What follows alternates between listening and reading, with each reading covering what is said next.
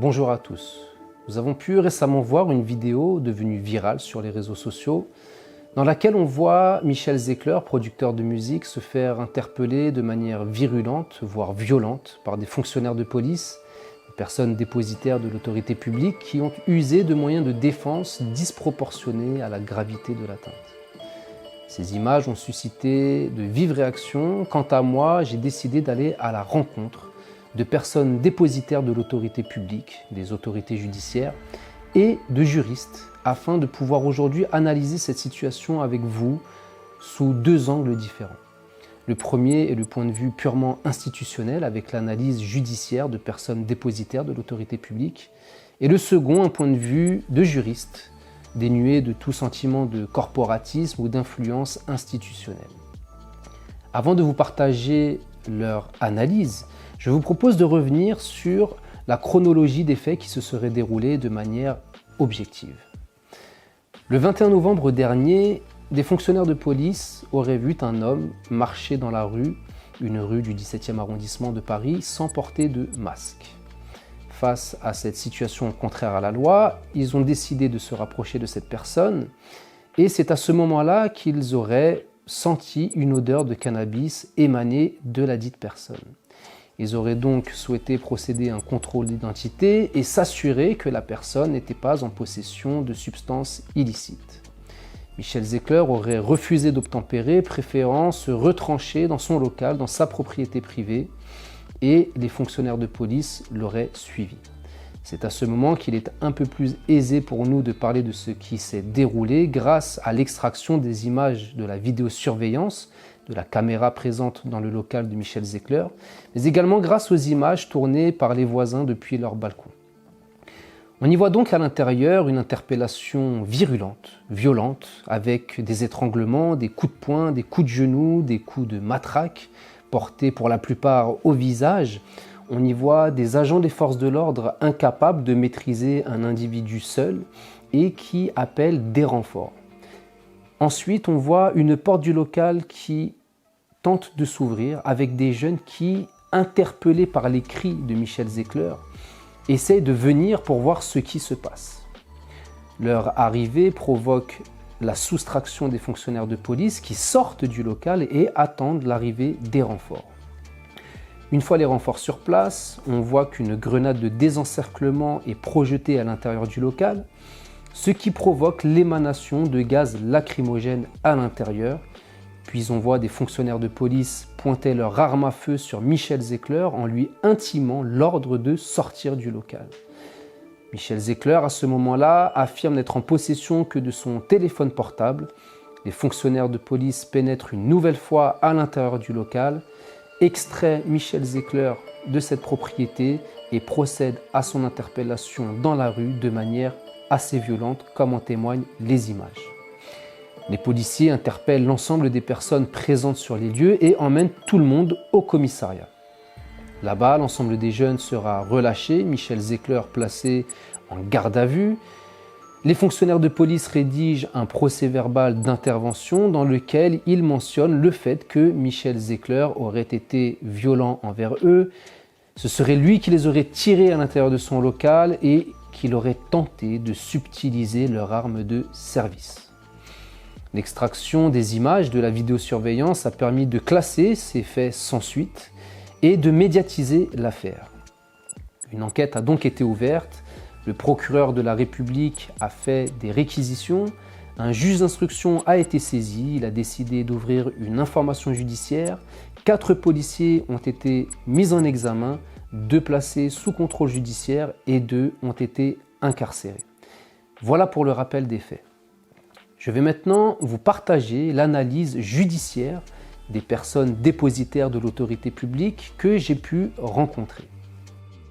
Premièrement, ils disent que donc, les fonctionnaires de police ont observé une situation contraire à la loi, contraire au droit, par le non-respect du port du masque. Ils se seraient donc approchés de la personne pour l'interpeller déjà verbalement, et c'est à ce moment qu'ils auraient discerné une odeur de cannabis émanée de la personne en question. À ce moment-là, il y a donc une nécessité de vérifier l'identité de la personne sa légalité de la présence sur le territoire national et de s'assurer qu'elle n'est pas en possession de substances illicites. Ensuite, il constate le refus d'obtempérer de la personne qui se réfugie dans son local. C'est là que tout bascule. Pourquoi? Parce qu'il est vrai qu'il y a nécessité de pouvoir s'assurer de l'identité de la personne, que sa présence sur le territoire est légale. On ne connaît pas les intentions de la personne et lorsqu'elle rentre dans son local, on ne sait pas ce qu'il y a dans le local. Avec le contexte actuel, des attentats terroristes qui frappent la France et cette volonté des forces de l'ordre que force reste à la loi, elles ont décidé d'interpeller coûte que coûte cette personne, peut-être pour se positionner en héros de la nation, peut-être que l'histoire de Samuel Paty était encore présente dans leur esprit, en sachant très bien qu'un simple contrôle d'identité permet parfois de découvrir des éléments beaucoup plus importants. Si l'assassin de Samuel Paty avait été soumis à un contrôle de police avant qu'il commette ce crime barbare, peut-être qu'on aurait découvert une arme sur lui et qu'on aurait pu l'empêcher de tuer et d'assassiner ce professeur. Donc, cette altération du discernement provoquée par cette volonté que force reste à la loi et le contexte particulier a emmené les fonctionnaires de police à pénétrer dans le local de Michel Zecler. C'est à ce moment précis qu'il y a une incompréhension de la part des autorités judiciaires que nous avons consultées et qui ne cautionnent pas forcément cette décision prise personnellement. Pourquoi? Parce qu'à ce moment-là, lorsqu'ils rentrent dans ce local, ils ne mesurent pas toutes les conséquences que cela implique.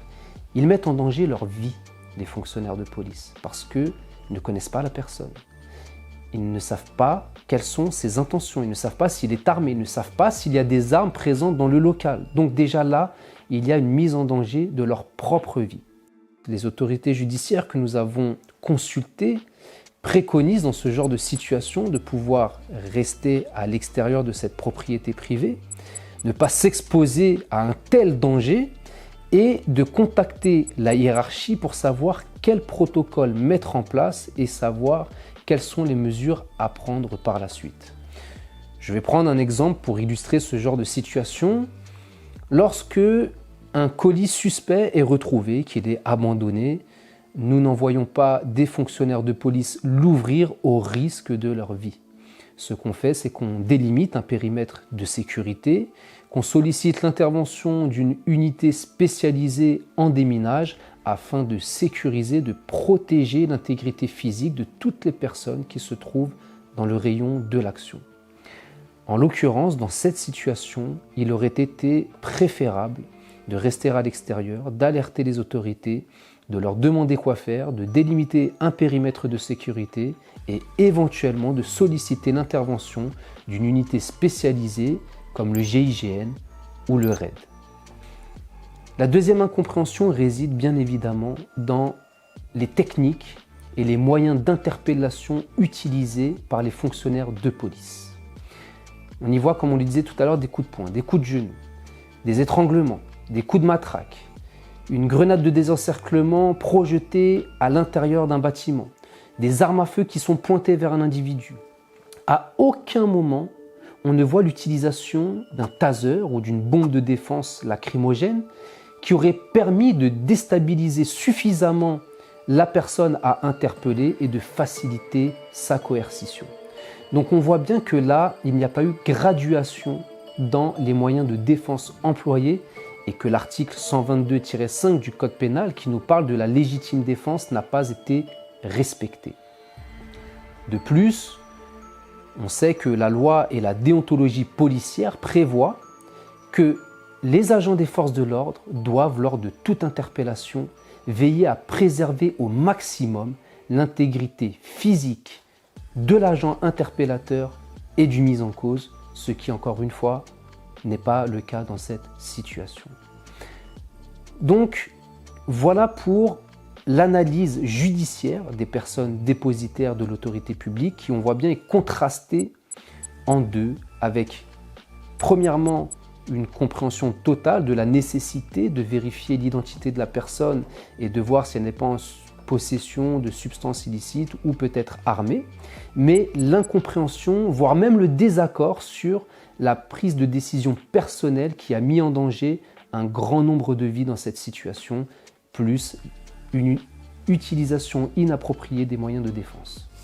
Nous pouvons maintenant passer à l'analyse juridique des juristes que nous avons rencontrés, qui quand même a de nombreuses accointances et similitudes avec celles que nous venons de proposer, mais ils ajoutent quand même, ces juristes, que dans un premier temps, ils estiment que Michel Zecler n'a pas perçu la gravité du refus d'obtempérer lors d'un contrôle par une autorité judiciaire sur une situation contraire à la loi. Il a souhaité se soustraire à ce contrôle pour éviter du contraventionnel, une amende de 135 €. Mais il n'a pas saisi la gravité que cela allait pouvoir engendrer par la suite. Lorsqu'il rentre à l'intérieur de son local, il est par contre dans l'incompréhension la plus totale vis-à-vis de la déferlante de violence qui s'offre à lui. Il est dans l'incompréhension par rapport à l'appréciation d'action des fonctionnaires de police, au point même, comme il le dit dans un témoignage, de penser à une usurpation d'identité. Il se dit qu'il est inconcevable et impossible que ce soit des fonctionnaires de police qui agissent de la sorte pour un simple non-respect du port du masque. Cette déferlante de violence a anesthésié toute réaction de défense de la part de Michel Zecler. On voit bien qu'il ne porte pas de coups aux fonctionnaires de police, qu'il n'a pas de gestes brusques, qu'il se contente d'essayer de contenir les coups qui lui sont portés, principalement au visage, ce qui est très dangereux. Il essaye même de parlementer. Il a même dit qu'il a eu la présence d'esprit de ne pas se mettre au sol, craignant que sa dernière heure arrive. Sa seule obsession à ce moment-là était l'interruption de ce qu'il considère être une agression. Pourtant, l'article 122.5, s'il l'avait appliqué à ce moment-là, lui aurait permis d'utiliser des moyens de défense face à la gravité de cette agression, et cela aurait pu avoir des conséquences dramatiques. Imaginons qu'il crève l'œil d'un fonctionnaire de police parce qu'il sent que sa vie est en danger. Imaginons qu'il utilise une arme par destination. Cela aurait pu avoir des conséquences dramatiques. Mais il ne l'a pas fait. Il s'est contenté de contenir les coups et, comme il le dit, d'essayer de ne pas finir au sol parce qu'il craignait que sa dernière heure arrive. Les jurys sont donc dans l'incompréhension d'une telle violence à l'endroit de Michel Zecler pour non-port du masque et éventuellement un refus d'obtempérer lors d'un contrôle d'identité. Alors ces juristes ont rassemblé un certain nombre de charges qui pourraient être retenues contre les fonctionnaires de police, en plus des réquisitions émises par le procureur de la République. Ces réquisitions, pour rappel, sont des violences volontaires par des personnes dépositaires de l'autorité publique, en réunion avec armes. Il y a également le faux en écriture publique par personne dépositaire de l'autorité publique et les propos racistes qui ont été retenus. Les juristes ajouteraient donc à cela, premièrement, une mise en danger de la vie d'autrui, qui se caractérise en 2 points. Le premier endroit, c'est la mise en danger de la vie de Michel Zecler, le producteur, car on voit que dans les moyens et les techniques d'interpellation, il y a eu des étranglements, des coups portés au visage, des armes à feu pointées sur lui, autant d'éléments qui auraient pu aboutir sur un drame et lui ôter la vie. Donc il y a clairement une mise en danger de sa vie et également de celle des jeunes qui étaient présents sur les lieux. La deuxième mise en danger est celle des collègues, des fonctionnaires de police venus en renfort. Pourquoi ?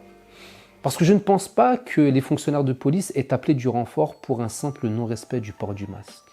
Ils ont très certainement dû dire sur les ondes radio, comme ils l'ont dit sur le procès verbal, que Michel avait été violent envers eux, qu'il les avait tirés dans son local et qu'il aurait tenté de leur subtiliser leur arme de service.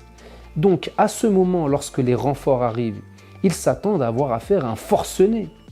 Ils ne savent pas ce qu'ils vont trouver derrière cette porte. Donc ils vont utiliser des moyens d'interpellation en conséquence de ce qui leur a été dit sur les ondes radio et qui s'avérera par la suite être mensonger parce que ces faits ont été classés sans suite. Donc imaginons que ces fonctionnaires qui arrivent utilisent des moyens de coercition assez violents. L'article 122-5 aurait permis, encore une nouvelle fois, à Michel Zecler d'utiliser des moyens de défense proportionnels à la gravité de l'atteinte. Et encore une fois, il aurait pu peut-être crever un œil, utiliser une arme par destination et blesser gravement ou attenter à la vie d'un des fonctionnaires de police. Donc, selon les juristes, la mise en danger de la vie d'autrui est clairement matérialisée lors de cette interpellation. Et cette mise en danger de la vie d'autrui, elle a engendré d'autres types d'infractions comme la violation de domicile par exemple. Pourquoi la violation de domicile? Michel Zecler, en refusant d'obtempérer à ce contrôle d'identité, se retranche dans sa propriété privée, dans son local. Il est interdit pour toute personne, même une autorité judiciaire ou un fonctionnaire de police, d'y pénétrer sans autorisation, soit du propriétaire, soit sans une autorisation d'une autorité compétente. En l'occurrence, ça n'était pas le cas, donc les fonctionnaires n'avaient pas le droit de pénétrer dans cette enceinte privée. Les fonctionnaires de police pourraient donc être l'objet de poursuites pour violation de domicile si le parquet ne retenait pas ce chef. Il y a aussi, selon ces juristes, une utilisation inappropriée et incohérente des agrès de défense. Comme on le disait tout à l'heure, il n'y a pas eu de graduation, il n'y a pas eu de proportionnalité, il n'y a pas eu l'utilisation d'un taser ou d'une bombe lacrymogène qui aurait permis de faciliter la coercition de Michel Zecler. Donc là aussi, pour eux, il y a une faute qui pourrait être l'objet de poursuites judiciaires. Ensuite, les juristes retiennent aussi la dénonciation calomnieuse. Pourquoi la dénonciation calomnieuse? Car le procès-verbal d'infraction fait état de la dangerosité du comportement de Michel Zecler. Il aurait frappé les fonctionnaires, il aurait tenté de subtiliser leur arme de service et il les aurait tirés à l'intérieur de son local. L'extraction des images de vidéosurveillance ont permis d'établir que ces faits étaient mensongers, ce qui a provoqué un classement sans suite et à partir de ce moment-là, Michel Zecler pourrait, au vu de ces éléments, déposer plainte également pour dénonciation calomnieuse si le parquet ne l'incluait pas directement dans ses réquisitions. C'est un délit qui est puni de 5 ans d'emprisonnement et de 45 000 € d'amende. Le dernier élément qui s'offre à la réflexion des juristes, c'est une interrogation. Se pose la question à savoir si les différentes étapes de l'interpellation, associées à la garde à vue et de tout ce qui en a découlé, ne pourraient pas être constitutives d'un harcèlement. Pourquoi un harcèlement? Car il y a eu répétition d'actes portant atteinte à l'intégrité physique et psychologique de Michel Zecler, même dans un temps très court, et cela correspond directement à la définition du harcèlement. Donc les juristes se demandent si il ne pourrait pas y avoir de poursuite également pour un cas de harcèlement. Ce qui pourrait être retenu contre le producteur Michel Zecler, c'est son refus d'obtempérer lors de ce contrôle d'identité qui a eu un effet boule de neige. Pourquoi un effet boule de neige? Parce qu'on voit qu'une situation assez simple, une certaine banalité, s'est transformée dans une situation d'une extrême gravité. On voit bien que les agents des forces de l'ordre, en ne respectant pas l'article 122-5 du Code pénal, n'ont pas pris toutes les mesures pour préserver l'intégrité physique et psychologique des agents interpellateurs et du mis en cause. On voit à travers ces images comment la simplicité de vie des citoyens est bien souvent confrontée à la complexité de gouvernance de nos représentants dans un contexte de situation d'urgence sanitaire et terroriste. C'est pour cela qu'il est urgent de trouver des ponts de correspondance entre la responsabilité politique et la nécessité d'une paix publique. On voit bien à travers ces images comme il est aisé et rapide de basculer du statut de mise en cause au statut de victime par le non-respect de la proportionnalité des moyens de défense employés face à une atteinte. Nous sommes donc dans une situation de cause coupable qui amène à une conséquence victime. Et je vous parle depuis tout à l'heure de l'article 122-5 du Code pénal et j'aimerais vous en faire la lecture d'un passage Donc l'article 122-5 du Code pénal nous expose en ces termes: n'est pas pénalement responsable la personne qui, devant une atteinte injustifiée envers elle-même ou autrui, accomplit dans le même temps un acte commandé par la nécessité de la légitime défense d'elle-même ou d'autrui, sauf s'il y a disproportion entre les moyens de défense employés et la gravité de l'atteinte. Face aux atteintes au pacte républicain et à l'intérêt général, les fonctionnaires de police sont tenus d'adopter des moyens de défense proportionnels à la gravité de l'atteinte en toutes circonstances, en préservant, comme on le disait tout à l'heure, l'intégrité physique et psychologique de l'agent interpellateur et du mis en cause. Dans cette situation, l'atteinte initiale du producteur est sanitaire et contraventionnelle, aurait pu être délictuelle si il avait été retrouvé en possession de substances illicites, mais elle bascule chez les fonctionnaires de police dans du délictuel, voire du criminel. Le délictuel pour les violences volontaires par personne dépositaire de l'autorité publique en réunion avec arme, et le criminel pour le faux en écriture publique par personne dépositaire de l'autorité publique. Voilà un petit peu l'analyse que nous avons pu récolter, qui sort un petit peu des sentiers battus de ce qu'on peut entendre généralement dans les différentes interventions, même de spécialistes. On voulait apporter de nouveaux éléments. Donc je vous invite, à la suite de cette vidéo, de nous faire part aussi de vos remarques, de vos interrogations éventuellement, afin que nous puissions y répondre. Et pour ceux qui souhaiteraient avoir une analyse un peu plus poussée juridiquement, je vous invite à suivre la chaîne car notre équipe de production est en train de réaliser un documentaire beaucoup plus circonstancié sur la situation afin de pouvoir vous apporter des éléments supplémentaires dans la compréhension juridique d'une telle situation. Donc je vous remercie pour votre attention et je vous dis à très bientôt.